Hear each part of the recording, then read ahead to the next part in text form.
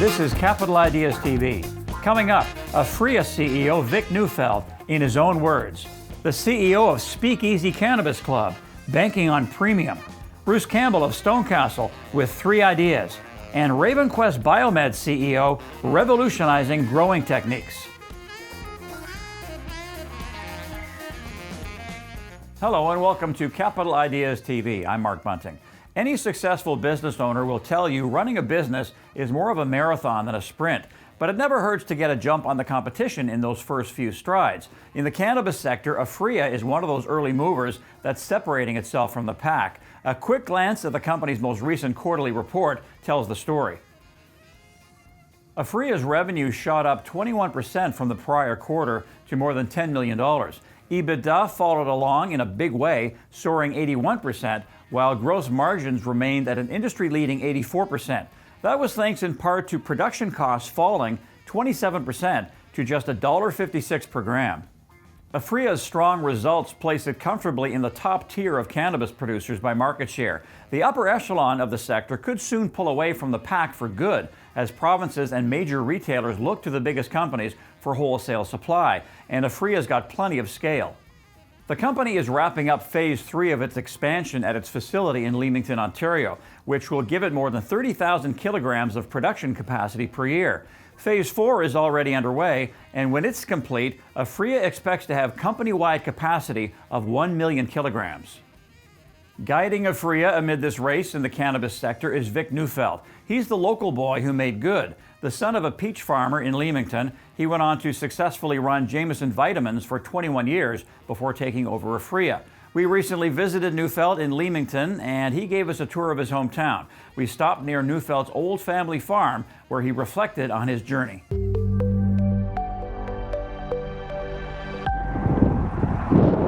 We are right in front of my homestead, the family farm on the first concession, just outside of Leamington. We're about 2.5 miles due north of Canada's most southerly point, called Point Pelee National Park. And in front of us right here is my father's 50-acre farm, a farm that we grew a lot of cash crops, but eventually moved everything into peach orchards. I can honestly say that a lot of the discipline that my father brought to the table is what helped me who I am today. He was a very disciplined man, yes, taskmaster, some people would have called him. He had a very, very sound work ethic, and to your point, myself and my brothers really have learned from that. We didn't realize it, we didn't appreciate it at the time. In fact, we probably really despised the sort of hard labor we were exposed to back then, but again, as we grow up, you really look back and reach back to understand, how did I become who I am today? My wife has even commented on how your mother was able to handle all of the chores of being a farmer's wife, working on the farm, and then a mother of 4 sons. If my father was North Pole, she was South Pole. She brought the balance to the family. She was the glue. She was the one that said everything's going to be okay. I mean, a typical mother, but to the nth degree. She knew how to work hard. She worked side by side with my father and myself and my 3 brothers on the farm.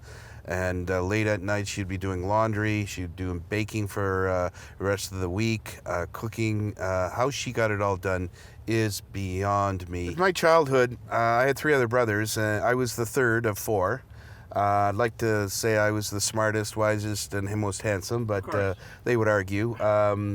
I unfortunately was the one that was left out in certain extracurriculars. My father, who really liked to save his money and spend it on what was really important in life, it did not include a 3rd pair of hockey skates.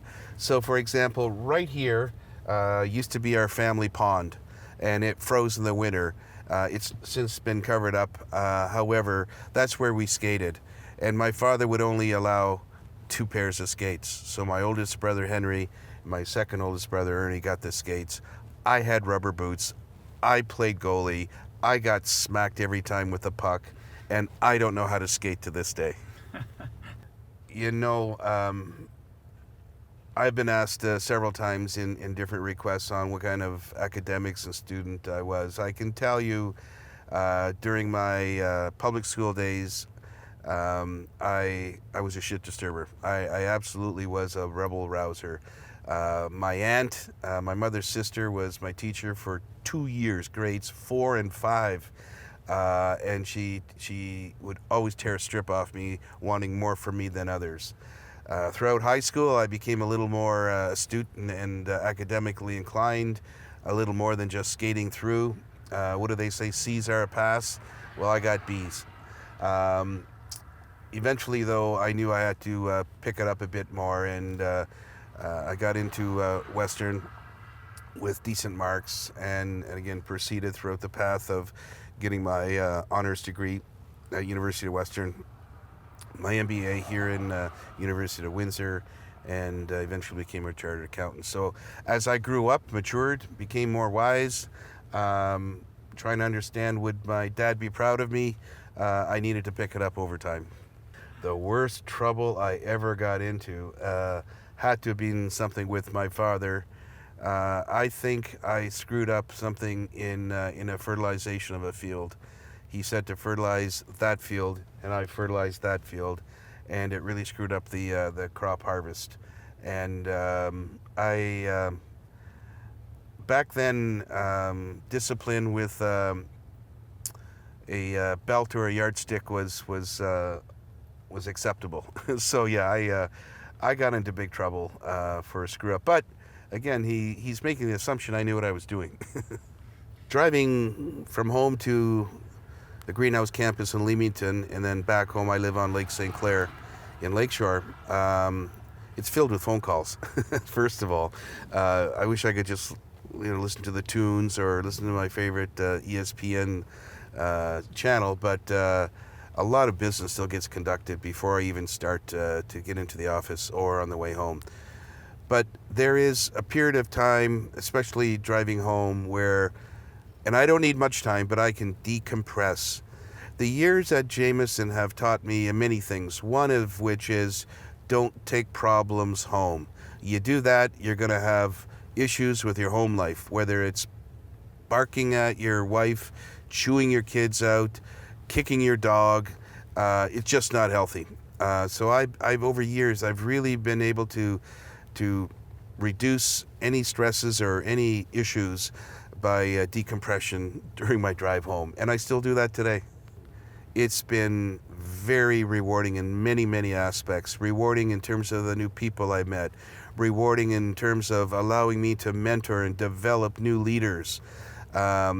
I've got a number of ex-Jamieson employees now working at Aphria that I'm quite proud of, that they followed me and they respected me as their previous leader and wanted to jump on board the Aphria story.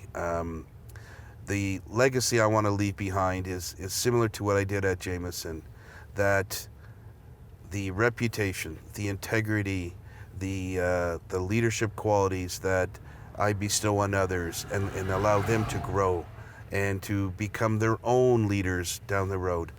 That's my fingerprint.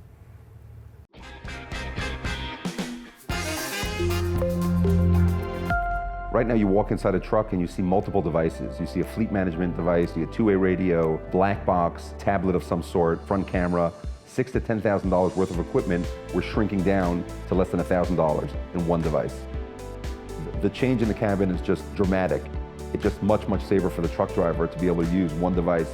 Really what we're doing is we're creating a new environment and a new technology that has not been seen to date in the market. For many cannabis users, the path towards legalizing recreational cannabis in Canada has been excruciatingly slow. But for producers, it probably feels like light speed. They've been locked in a collective scramble to scale production capacity, and many are wishing they had more time.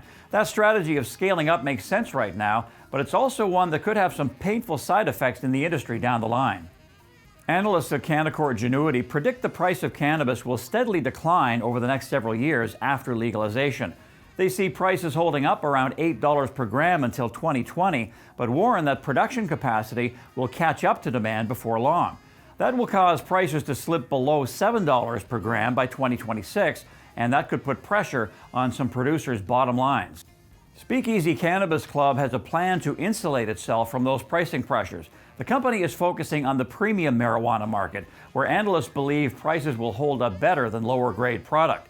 Speakeasy has a special asset that may give it some extra credibility with consumers. The company owns 290 acres of farmland in British Columbia's Golden Mile. It's an area renowned for its temperate climate and high-quality soil. That makes it an ideal place to grow cannabis, and Speakeasy is betting consumers will pay top dollar. Speakeasy's CEO Marc Geen has a long history in the Golden Mile. His father ran the farm collective that has been operating on the land until now, and successfully ran the Sun-Rype brand before selling it. Geen joined us in Vancouver to explain his plan to get the most out of this unique asset. Mark, you're in the Golden Mile, very well known in the Okanagan Valley, and you want to produce premium cannabis. So tell us about the optimal conditions that exist there. So the Golden Mile is actually known more for just farming than production of cannabis. It's not only BC's but Canada's most fertile area. Climate is perfect for tree fruits, vegetable production. So they've been growing down there for a long time. We are just outside that, little bit of elevation gain towards the east, and that area is known for cannabis production. There towards into the Kootenays has been producing for a long time. So Health Canada is going to release some regulations that will allow us to grow outdoors. They've already allowed it for personal production, so we will be entering into that market in a large way. Our ranch is 290 acres of the ranch is dedicated towards Speakeasy. Perfect growing land. We have 1,000 gallons a minute well. It's been under agricultural production for probably 50, 60 years. So it's ideal conditions for growing cannabis there. Part of your strategy is that you have a number of cultivators, sort of an incubator of sorts, producing different strains. So what are the advantages to that, and explain that strategy? Well, we do have access to strains from all around the world, Spain, Czech Republic, and across Canada, but primarily the strains and the growers especially will be coming from BC. I've been in the industry for about 15 years and had the great opportunity to get to know a whole bunch of really, really good growers, right from Victoria all the way through the Kootenays. So we've been able to cultivate great relationships over the years, learning from each other, and we're giving them the opportunity to come into Speakeasy. We're building them a house to their spec. They go under our SOPs and all the criteria that we're going to adhere to, and just allowing them to do their thing. So we take care of all the things that would normally take up their day. They can just focus on growing. So it's sort of a great fit. We get the benefit of their 15, 20 years of experience, and they get the benefit of just doing what they love, which is growing. So where does Speakeasy stand with getting a cultivation license and then eventually a sales license? So we've got a completed facility. We've submitted our evidence package. We've had correspondence back and forth from Health Canada. They do what's called a request for clarification. So if they see something on the video or the submission package that they're not sure about, they send you a list of questions. We've responded to 2 rounds of that. From our consultant and from everybody else we've talked to, there's usually 1 or 2 rounds of questions, and then that's it. So we're at the final stage. The second round of questions were very simple ones. So we are expecting our cultivation license very soon. Let me ask you about your father, who was very successful building up Sun-Rype, and I'm sure he was a mentor to you. So what kind of lessons have you learned from him that you bring to Speakeasy? The lessons I would take away from my father, he was and remains the hardest working person I've ever met. So trying to keep up with him, right back from when I was 12, 13, starting to work in the orchards, he was just always hard to keep up to. So I've always aspired to try and be as hard a worker as he is. So a lot of people in the cannabis sector agree that eventually, like any commodity, cannabis will be commoditized. But do you think, as a premium producer with higher margins and higher wholesale pricing, that you'll be able to maintain higher prices and higher margins? Good question. There's a lot of companies out there. There's a lot of companies that are jumping and yelling and screaming, saying we're the biggest, we're the best. That'll never be us. We'll never say that we're going to be dominating this, that, or the other thing. That's not the philosophy that we bring to this. It's not the philosophy of our customer base, our consumers.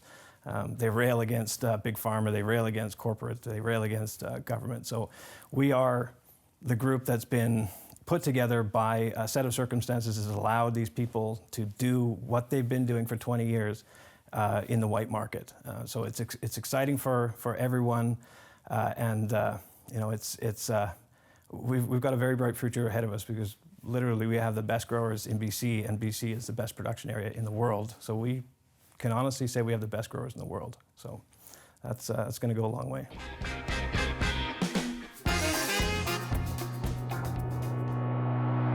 We feel like we're the wave of the future in terms of how people test for things. We anticipate being the first sample-to-answer instrument that can process up to 22 pathogens at a time. Whatever you want to test for, you can do it on your own.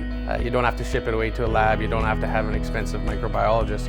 It's something you can do on site. You collect that sample, you input it into the machine, you hit a button, an hour later you get the result you're looking for.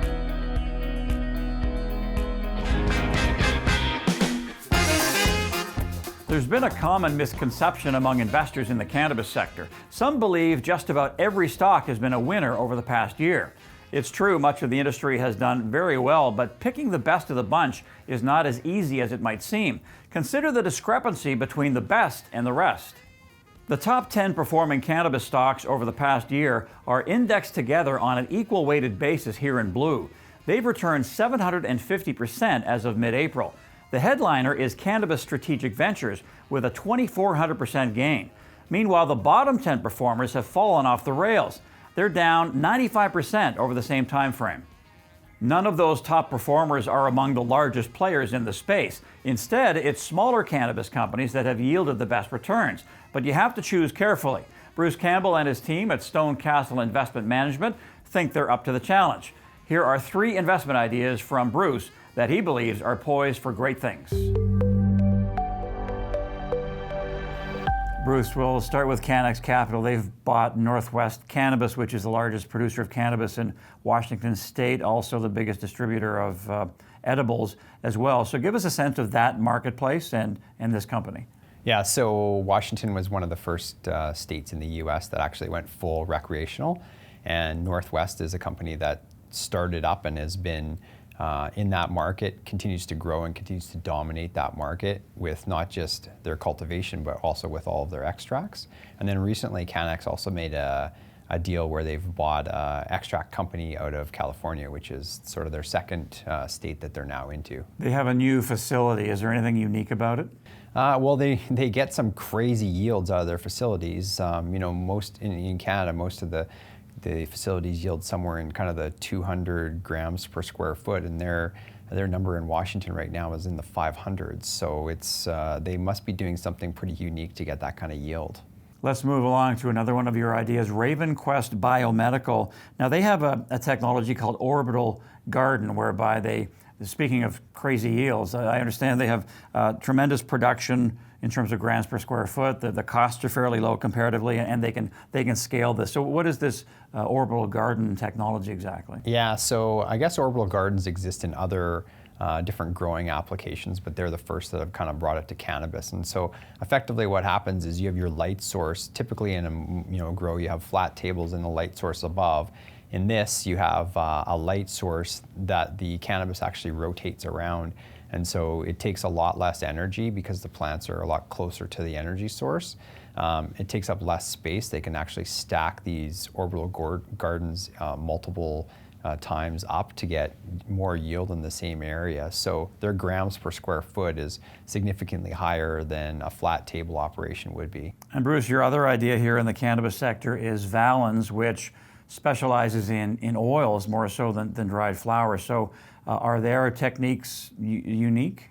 Yeah, so their techniques are unique, and they have obviously experience there, but also their licensing is unique. So they actually have the first toll processing license in Canada, so they're able to work with different LPs and actually take their dried cannabis and then process it through their facility and send them back oil.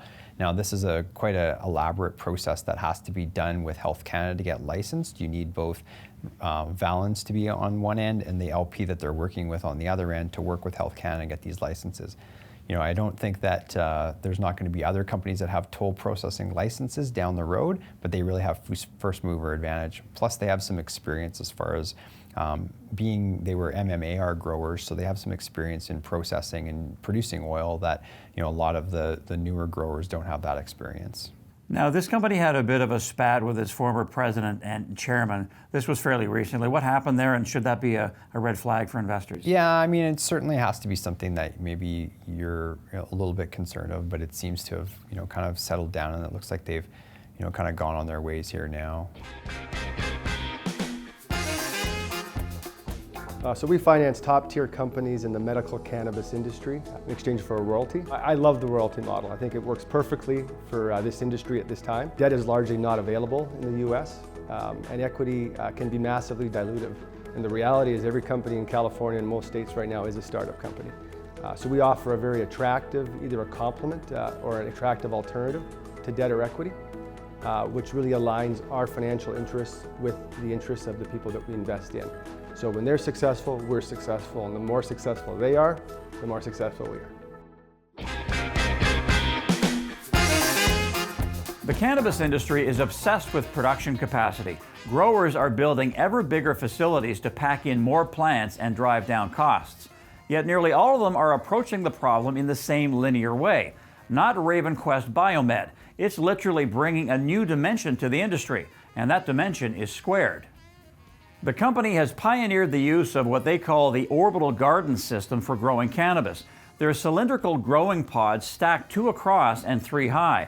These chambers can grow multiple cannabis plants around a single light source down the middle of the chamber. They are also highly automated to supply just the right amounts of water and nutrients for optimal growing conditions.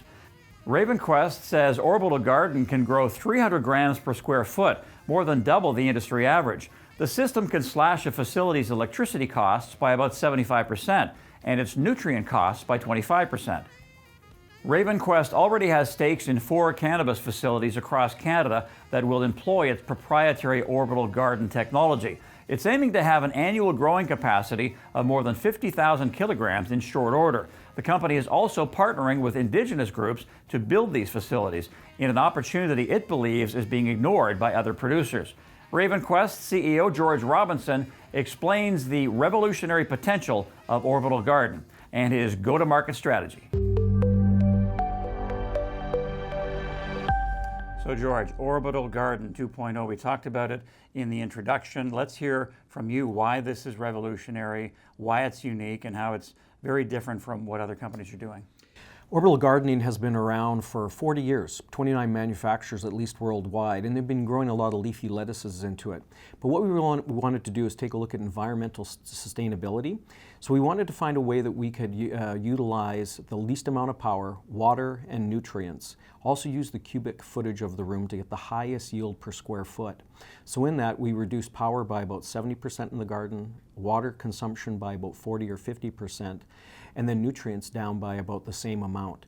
So orbital gardening is very interesting in that you don't have to go in to see the garden. The garden's completely managed by an integrated building control system so that the interactions with the plant is done through a video camera, and you go into the room 5 times per grow cycle of 8 weeks. So then you get 6 turns per year. So it really maximizes the output, but it reduces the human impact by bringing contaminants in the room. So we get the highest yield per square foot of the building because we're using the cubic footage of the room. So RavenQuest Biomed started as a consultancy basically for other licensed producers, and you're still doing that. You generate revenue. Now you're a producer and you have a big expansion plan underway. You have stakes in 4 different facilities. So tell us about the evolution of that strategy. How did it come about? I think the strategy came about as we were starting to understand we had an unfair advantage. We were working with so many of the clients already. We were starting to see the issues that Health Canada was having with facilities, and we were advising clients on how to correct them. It started to make sense that we should take a position and do it ourselves. So we started off with the acquisition of Alberta Green Biotech, and that's a 35,500 square foot building that will generate 7,000 kilograms minimally out of it. We built that purpose-built building up there, and then we moved into our facility or purchased Blumera up here in Markham, Ontario. Nice 20,000 square foot facility, currently in at 2,000 kilograms. But the reality of it is we wanted to use the expertise. We built out the team of consultants that we have. We wanted to use those resources on the production side, and we wanted to utilize them better than just on the consulting or management services side. Now, your expansion plan is quite detailed and involved, and it goes out to 2022. So can you give us a sort of an overview of that time frame? Yeah, absolutely. So after these two facilities, we're partnering up with Fort McMurray 468. That is a facility that will build out to 250,000 square feet. Under the MOU, which is just we moving into an LOI, is for 30% equity in the first building. The remaining buildings, we'll provide the CapEx to build it up and take a 30% offtake off of that facility. After that, we move into Western Agri Pharma Limited, which we have acquired out on the island, or out on the Sunshine Coast in British Columbia. That will build out to 125,000 square feet. As we look beyond that, I think the real challenge for everyone in the industry is to really engage in the small cultivators that are out there that are working illegally and trying to bring them into the industry as best as possible. Some research that we've done said there's about 2.2 million kilograms that sits out there in these MMAR facilities. We'd love to engage in them, bring them into the business, and be a part of our overall cooperative in taking product to the market.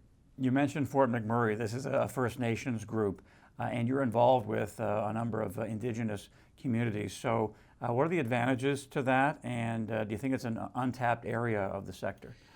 Yeah, I think the Indigenous is a very important piece of the cannabis space right now. UNDRIP, the United Nations Declaration on the Rights of Indigenous People, one of the articles clearly indicates that they need to be a part of all major economies in a country. Cannabis is going to be one of those. So as we take a look at that, we also understand sovereignty and sovereign lands. So this provides some tax savings. We're still not very clear on what will happen with the 10% excise tax, but sovereign government to sovereign government might dictate no tax. As we look beyond that, the GST and PST is not paid anyhow on that sovereign nation. If we also consider that all the building that's done on First Nations lands, not GST taxed, we really have a quite interesting of 22 to 25% tax savings, depending on how everything rolls out. So there is some very interesting dynamics in play, and when you partner with First Nations, you start to understand their culture and understand that they need to be a part of this industry. Now, RavenQuest has another pillar, and that's a partnership with McGill University. What are you trying to accomplish there? McGill University is really to academically prove to our clientele, our investors, that we're committed to lead with science. That is, everything that we're going to do from cultivar recognition right through to plant stabilization and yield improvement and disease prevention, all done naturally. We wanted to make sure that they could academically prove what we were doing and what we were trying to achieve. So they're part of our process. They're already involved in what we're doing today. And having McGill in there is also going to help us out, which what we think is the more important part of the plant, which is a secondary metabolite. These are the things that many people are starting to discover, and McGill is helping us understand what those secondary metabolites are and how do they help you medicinally or through lifestyle choice or experience. Let's talk some numbers here, George. Can you give us some revenue and earnings projections a year or two out? Yeah, let's take a look at 2019, probably in the area of around $55 million when we take a look at the potential for the sales. Now, we always are very cautious. We say that on the wholesale side, we always put our performance in at about $5 a gram. It could be higher, it could be lower, but we think we're very cautious there. And then we add in the consulting side and the equipment sales side that we have in our business. You're probably looking at an additional $15 million per year. From the heart of the financial district in downtown Toronto, that's our show for this week. I'm Mark Bunting. Be sure to subscribe to our YouTube channel so you don't miss an episode. And for more great investment research and great investment ideas through our weekly digest and morning note, subscribe to capitalideasresearch.com. Thanks a lot for watching, and thanks for investing like a pro. We'll see you next time.